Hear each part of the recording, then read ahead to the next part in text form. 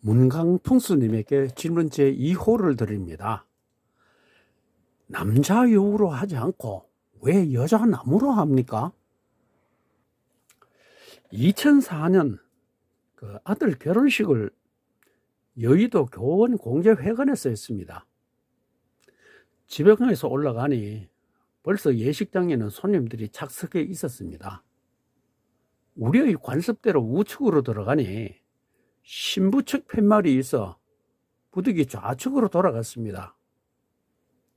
이미 손님들이 꽉 차 있으니 위치를 바꿀 수도 없어 그대로 진행했습니다. 지금도 그런 예식장이 들어 있습니다. 난 그런 예식장을 상놈 예식장이라고 합니다. 예식장의 회의장은 주례나 회의 주재자를 기준으로 좌측은 양, 우측은 음입니다.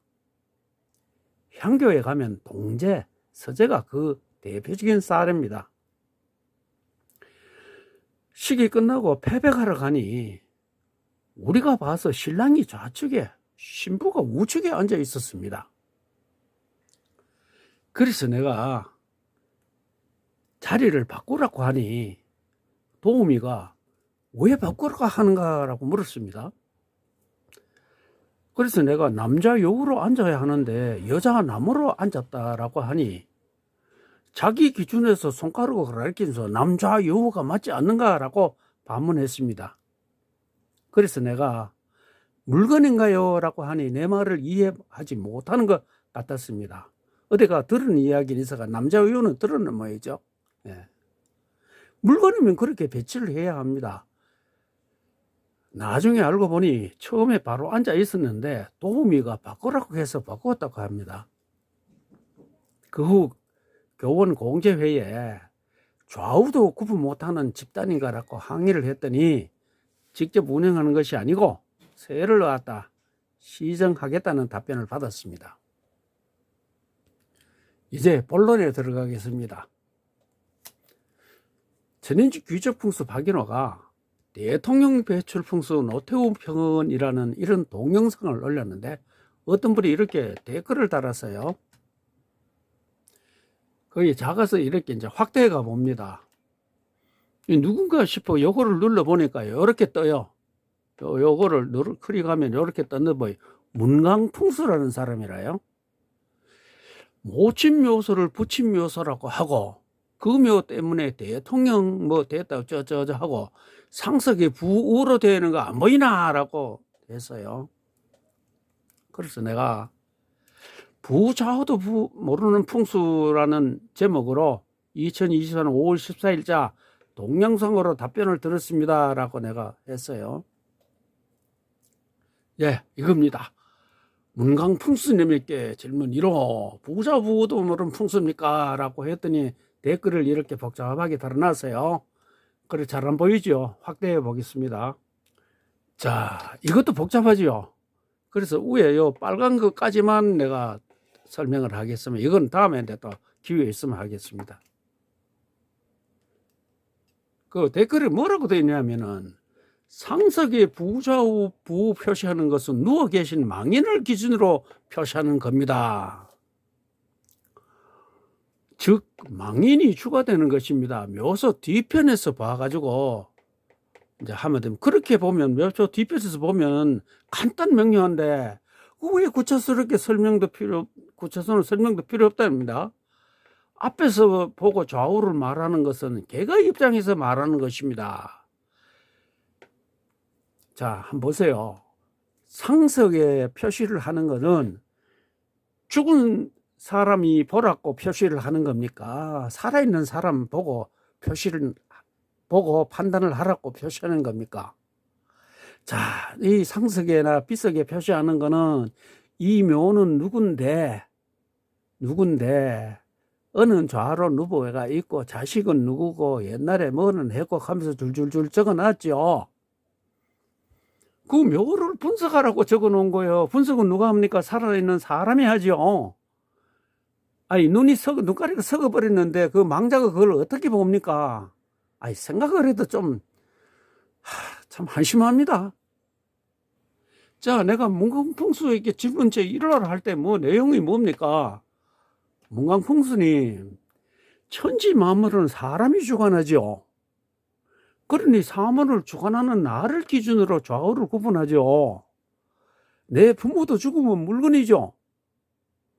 모든 사물은 사람이 보는 쪽에서 좌우를 구분하는데 묘지 상분의 경우에만 꼭 뒤로 돌아가서 남편의 좌우를 따지면 이상한 사람이죠 라고 물었죠. 핵심이 이거 아닌가요?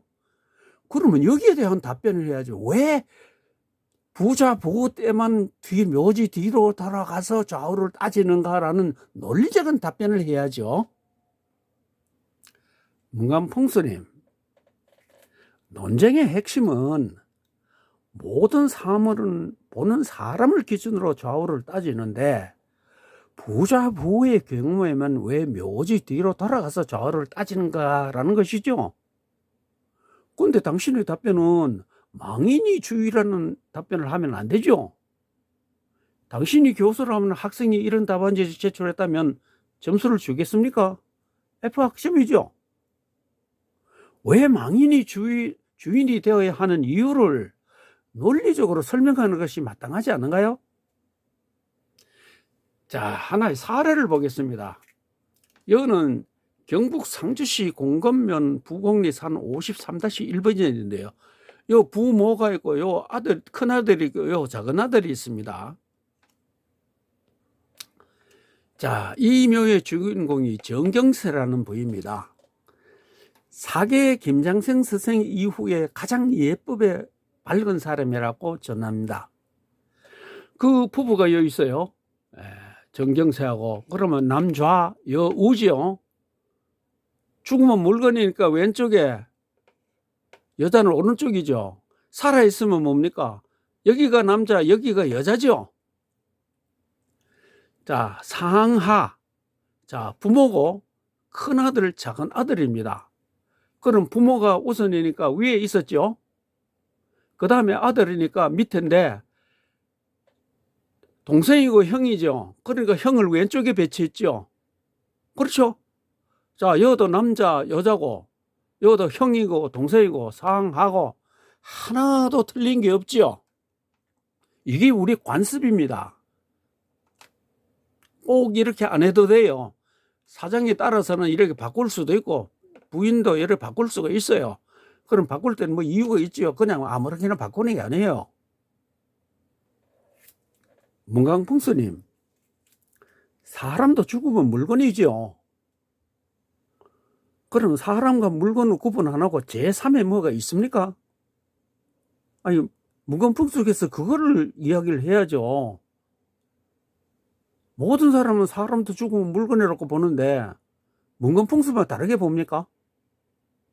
앞에서 본 바와 같이 우리의 관습은 물건을 배치할 때는 사람이 바라보아 상하 좌우로 배치하지요.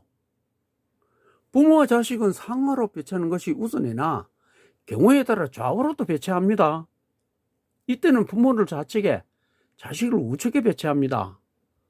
부부도 좌우로 배치할 때는 남자를 좌측에 여자를 우측에 배치하는 것을 원칙으로 하는데 사정에 따라 바뀝니다. 2002년 이장된 박정희 대통령 조부묘가 그런 경우입니다.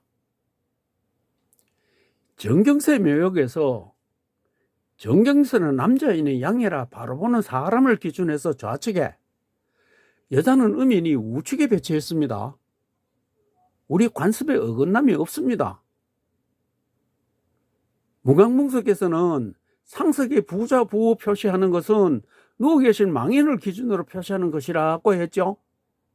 망인이 기준이 되면 뒤에서 좌측의 남자, 우측의 여자를 배치하는 것이 마땅하지 않은가요? 그런데 정경세 묘역에는 좌측의 부인, 우측의 남편을 배치했습니다. 그러면 문광풍수님의 논리는 사실과 부합하지 않지요. 문광풍수님 집안에는 묘지 뒤에서 보아 남자를 좌측에, 부인을 우측에 배치합니까? 문광풍수님의 답변에는 논리성이 없죠. 문광풍수 지리 연구소에 들어가 보니 철학 박사이던데 박사라는 분이 이렇게 논리성이 없어 되겠습니까? 요즘 논쟁이 되는 사주라는 그런 박사는 아니죠. 문화공스님, 묘지 뒤에서 보아 망인이 기준이 되면 왜 남좌여우로 하지 않고 여자 남으로 하는지를 설명하십시오.